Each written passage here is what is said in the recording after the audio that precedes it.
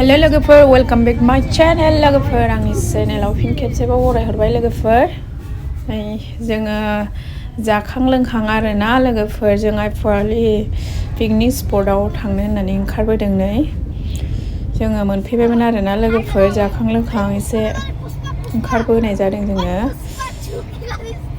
नै जोङो मोनफैबायानोमोन आरोना लोगोफोर दालां मोनबायमोन नै जोङो दालांनि लेफ्ट साइडथिं आरोना पिकनिक स्पटआ फट' बिदिब्ला आं एसे देखायलांनोसै नायलांबाय थाबानो जाबाय चलो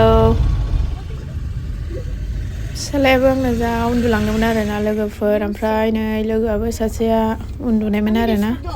नै ओमफ्राय जोङो एसे मोनाबाय आरोना लोगोफोर सानाबो एसे हाबहांबायमोन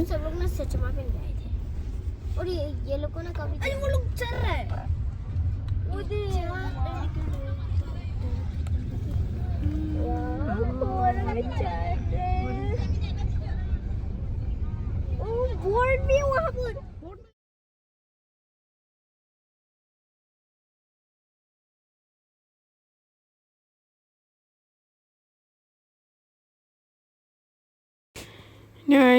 दैसा स्राय स्राय मोजां आरोना लोगोफोर आइएपोali पिकनिक स्पटआ नै नायदो लोगोफोर माबायदि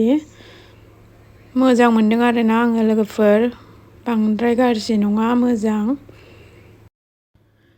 नै जा मोजां आरोना मेला बायदि जादों लोगोफोर नायफैनो हागोन नै बेटायाबो आंना जानो बिफाजों बामजागासिनो आरोना ओमफ्राय नै फिसाजोआबो फारसेथिं गेलेबाय आरो नै बिथिंजाय